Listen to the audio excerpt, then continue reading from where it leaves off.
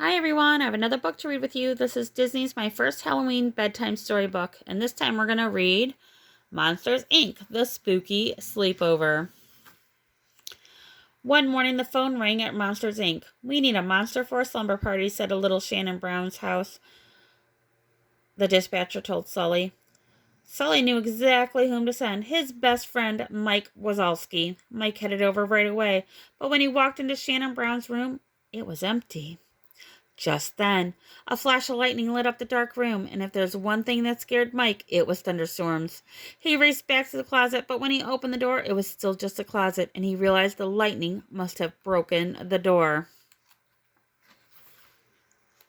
Heading into the dark, Mike tried to follow the sound of laughter. "I've got to get out of here," Mike muttered to himself. Suddenly, a creature jumped on him, knocking him over. It was a dog. Mike hated dogs. Back on the laugh floor, Sully found out that Mike had not returned yet. When he checked the door, he realized it was broken.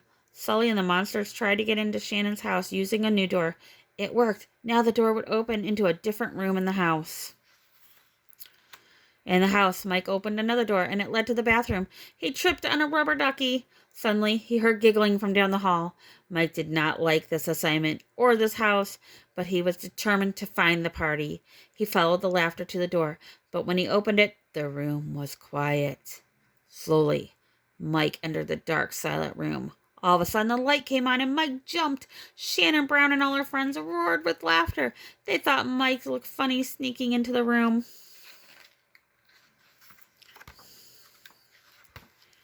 At that moment, the closet door opened and Sully burst in the room. Mike screamed and jumped into Sully's arms. Sully screamed too. The girls laughed harder than ever.